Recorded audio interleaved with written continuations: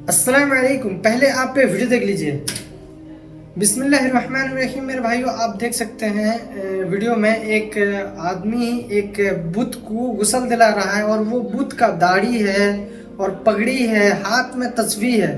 ایسا لگ رہا ہے کہ وہ بت کوئی اللہ کے ولیوں کا بت بنایا گیا ہے، اور وہ قبر کے بالکل سرانے آپ دیکھ سکتے ہیں.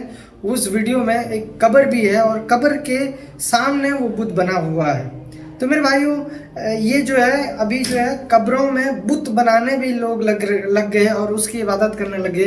اور اسی طرح تصویر تو پہلے سے ہی لٹکا رہے تھے. بہت سارے قبروں کے پاس آپ دیکھے ہوں گے تصویریں لگی ہوئی ہوں گی اللہ کے ولیوں کی. اور یہ جو ہے آپ ابھی دیکھ رہے ہیں کہ بت کو وہ مطلب کہ بت بنا ہوا ہے قبر کے بالکل پاس میں. تو میرے بھائیو یہ جو قبروں پہ بت بناتے ہیں اللہ کی ولیوں کی اور پیغمبروں کی، اس کے بارے میں نبی اکرم صلی اللہ علیہ وسلم نے کیا ارشاد فرماتے ہیں تو وہ آج ہمیں بتائیں گے انجینئر محمد علی مرزا صاحب. آپ ویڈیو کمپلیٹ اینڈ تک ضرور دیکھیے تاکہ آپ کو پوری بات سمجھ میں آئے. بنا کسی تاخیر کے اللہ کا نام لے کے شروع کرتے ہیں. اور اما عائشہ دیکھیں، وہ کہہ رہی ہیں اگر یہ ڈر نہ ہوتا کہ لوگ سجدے شروع کر دیں گے، ہم رسول اللہ کی قبر مبارک کو زیارت کے لیے اوپن چھوڑ دیتے. ایک اور حدیث ہے بخاری اور مسلم دونوں میں، اما عائشہ اس کی راویہ ہیں، وہ کہتی ہیں کہ رسول اللہ کی بیماری کے دن چل رہے تھے اور آپ کی 2 بیویاں وہاں پہ موجود تھیں، یعنی 3 بیویاں اکٹھی ہیں، سیدہ ام حبیبہ اور ام سلمہ. اور وہ آپس میں بات کرنا شروع ہو گئی، اور یہ دونوں سینئر اصحاب میں سے ہیں اس حوالے سے کہ دونوں نے ہجرت حبشہ بھی کی ہوئی ہے، جو ہجرت مدینہ سے بھی پہلے کی تھی. تو وہ ذکر کر رہی تھی کہ جب ہم حبشہ ہجرت کر کے گئے تھے تو بخاری مسلم کے الفاظ ہیں، ام سلمہ اور ام حبیبہ آپس میں یہ بات کر رہی تھی کہ وہاں ہم نے ماریا نام کا ایک گرجا دیکھا تھا جس میں تصویریں لٹکی ہوئی تھی، اور نبی الاسلام تکلیف کی وجہ سے لیٹے ہوئے تھے. آپ اس بیماری کے عالم میں بھی اٹھ گئے.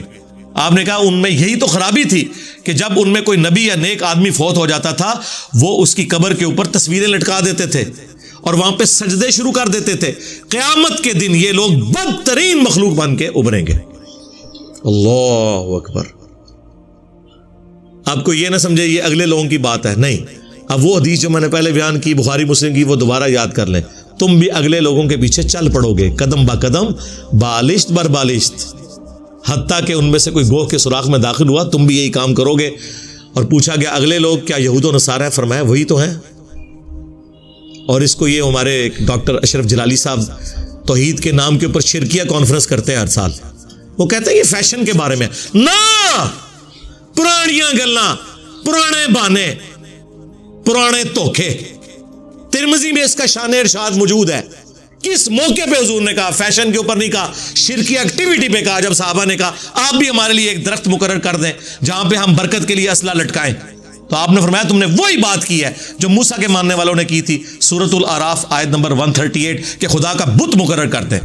کسی صحابی نے نہیں کہا کہ درخت تو ہم برکت کے لیے مانگ رہے ہیں، کوئی پوجنے کے لیے نہیں مانگ رہے، کوئی ہم نے اسٹیچو نہیں اللہ کا بنایا، آپ اس کو اس سے کیوں کمپیئر کر رہے ہیں؟ کس کی جرت تھی امام الموحدین کے سامنے بولتا صلی اللہ علیہ وآلہ وسلم. آپ کو بھی میں نے دکھایا وہ جو ولیوں کا بت بنائے ہوئے ہیں. صحیح مسلم میں حدیث ہے، نبی علیہ السلام نے اپنی وفات سے 5 دن پہلے کہا،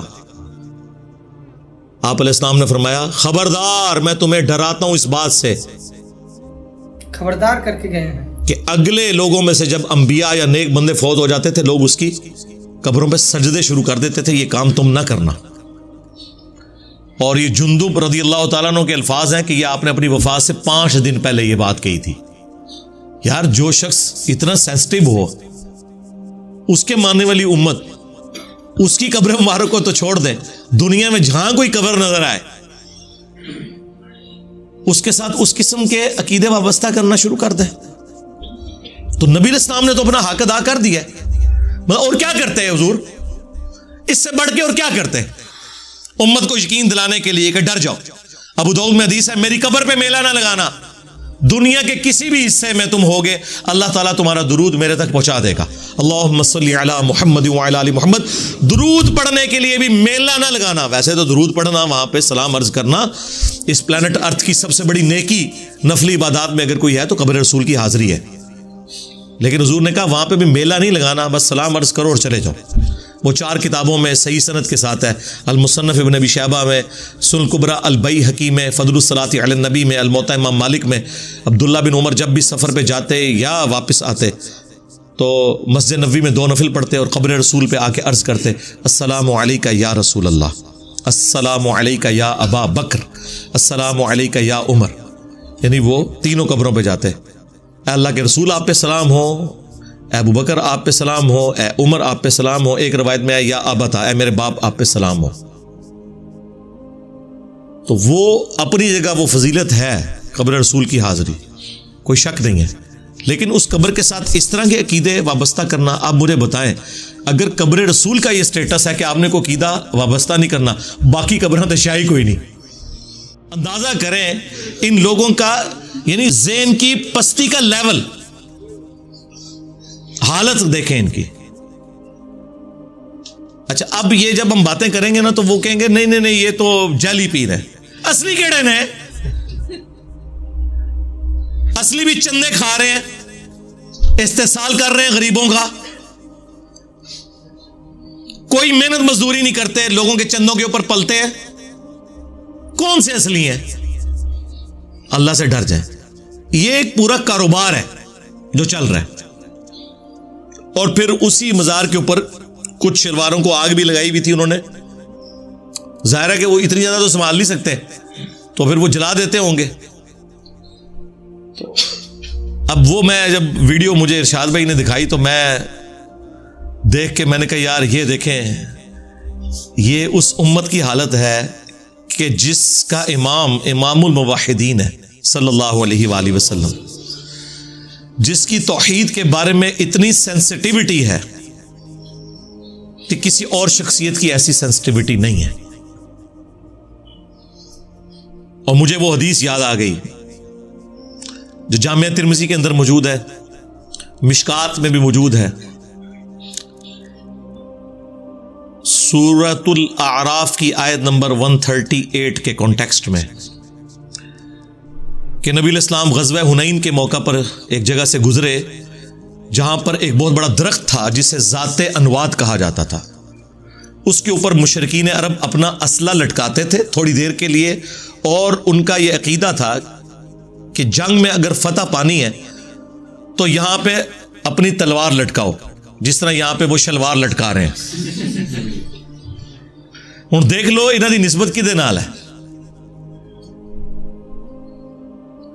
تو صحابہ کرام میں سے کچھ نے کہا یا رسول اللہ صلی اللہ علیہ وآلہ وسلم آپ بھی ہمارے لیے کوئی درخت مقرر کر دیں برکت کے لیے. اللہ اکبر، اندازہ کریں. حالانکہ وہ یہ نہیں کہہ رہے تھے ہم نے درخت کی پوجا کرنی ہے، یہ تو کہتے نہیں مزار کے آگے کوئی جھک بھی گیا تو کیا ہوا، نہ تو اس کی انگلیاں مڑ کے قبلہ رخ ہوئی ہیں، نہ ناک کی ہڈی لگی ہے، سجدہ کہاں سے ہو گیا. تو یہاں تو کچھ بھی نہیں تھا، صرف اتنا کہا کہ ایک درخت مقرر کر دیں.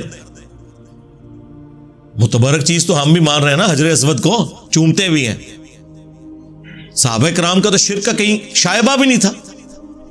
بس اتنی بات کی تو نبی علیہ السلام نے کہا سبحان اللہ، اللہ پاک ہے. معذوف تھا عما یشرکون، ہر اس شرکی عقیدے سے جو لوگ اس کی طرف منسوب کرتے ہیں. تم نے تو آج وہی بات کر دی جو موسیٰ کے ماننے والوں نے کر دی تھی.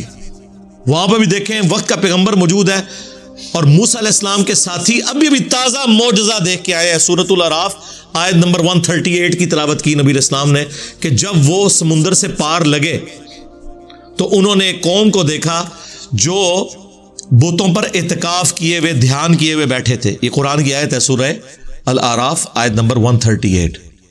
تو انہوں نے کہا کہ اے موسیٰ آپ بھی اللہ کا کوئی بت ہمارے لیے مقرر کر دیں کہ ہم اس پہ دھیان کریں. جس طرح یہاں پہ آپ ہندو دیکھ رہے ہیں نا، وہ کہتے ہیں ہم بھی اسی خدا کو مانتے ہیں، یہ بھگوان کا جو بت ہے نا یہ دھیان کرنے کے لیے ہے. حالانکہ ان کی کتابوں میں بھی اسٹیچو بنانا حرام ہے، جس طرح ہماری کتابوں میں بھی یہ شلواریں لٹکانا حرام ہے، لیکن یہ لوگ کر رہے ہیں. تو نبی علیہ السلام نے فرمایا آج تم نے وہی بات کر دی جو موسیٰ علیہ السلام کے ماننے والوں نے کی تھی. اور موسیٰ علیہ السلام نے اس وقت کیا کہا تھا، اے اللہ اس جاہل قوم سے میں تیری پناہ میں آتا ہوں. یعنی وقت کا پیغمبر موجود ہے اور ان کے ساتھی، میں صحابہ کرام نہیں کہتا، پھر کہیں گے تو انکار چھڑیس، تو وہ یہ کر رہے ہیں. اور یہ پھر انہیں کر بھی دیا بعد میں. 70,000 یہودی پھر قتل ہوئے اسی وجہ سے. 70,000 صحابہ حضرت موسیٰ کے قتل اس وجہ سے ہوئے کہ جب وہ کوہ طور پہ گئے تو انہوں نے پیچھے بچڑے کا ایک بت بنا لیا, معبود بنا لیا, سونا پگھلا کے سامری نے انہیں گمراہ کیا. بل ہو تو گئے, اور ان کی معافی پھر سورہ بقرہ میں آیا کہ معافی یہ ہے کہ اپنوں کو قتل کرو گے, ہر قبیلے والا اپنے ان لوگوں کو قتل کرے گا. قتل مرتد کی سزا آئی. پھر نبی الاسلام نے اسی حدیث میں الفاظ ہیں ترمذی کے, آپ نے فرمایا کہ تم بھی اگلے لوگوں کے پیچھے چل پڑو گے, یعنی جس طرح اگلے لوگوں نے غلط کام کیے تم بھی وہی کام کرو گے. اور یہ جو اگلا حصہ ہے نا, یہ بخاری اور مسلم میں بھی ہے کہ اللہ کی قسم, یہاں پہ الفاظ موجود ہیں ترمذی میں, اللہ کی قسم تم بھی اگلے لوگوں کے طریقے پہ چل پڑو گے. اور بخاری مسلم کے الفاظ ہیں, اللہ کی قسم تم بھی اگلے لوگوں کی پیروی شروع کر دو گے, قدم با قدم, بالشت بر بالشت, حتیٰ کہ ان میں سے کوئی گوہ کے سوراخ میں داخل ہوا تم بھی پیروی کرتے ہوئے یہی کام کرو گے. صحابہ کرام نے پوچھا یہ اگلے لوگوں سے مراد کیا یہود و نصارہ ہیں؟ آپ نے فرمایا اگر وہ نہیں مراد تو اور کون سے لوگ مراد ہیں؟ یعنی نبی الاسلام نے پہلے ہی فرما دیا کہ جو اگلی امتوں میں شرکیہ عقائد اور نظریات تھے اس درجے میں تو نہیں, لیکن اس کے قریب قریب اس امت میں بھی آ جائیں گے, اور وہ ہم دیکھ رہے ہیں اپنی آنکھوں سے. تم بھی اگلے لوگوں کی پیروی شروع کر دو گے. تو میرے بھائیو دیکھا آپ نے کیسے کہ نبی اکرم صلی اللہ علیہ وسلم نے بالکل پریڈکٹ کر چکے ہیں کہ یہ امت پوری کی پوری وہی کام کرے گی جو پہلے امت نے کر چکے ہیں. تو میرے بھائیو آپ بالکل پہلے جو میں آپ کو ویڈیو دکھائی تھی آپ سے اس ویڈیو سے جان چکے ہوں گے کہ اسی چیز کا خبر نبی اکرم صلی اللہ علیہ وسلم نے دے کے ہم کو گئے ہیں اور ہم کو خبردار کر کے گئے ہیں, لیکن اس کے باوجود بھی امت باز نہیں آئی اور یہی کام کرنے لگ گئی. تو میرے بھائی اللہ سبحانہ و تعالیٰ سے دعا ہے جو بات میں نے حق کی اس کو سن کر عمل کرنے کی توفیق عطا فرمائے, جو بات غلطی سے جذبات میں زبان سے نکل گیا اللہ تعالیٰ اس کو ہمارے دلوں سے معاف کر دے, ہم کو قرآن و سنت پر عمل کرنے کی توفیق عطا فرمائے. ملتے ہیں نیکسٹ ویڈیو میں انشاءاللہ. السلام علیکم ورحمۃ اللہ وبرکاتہ.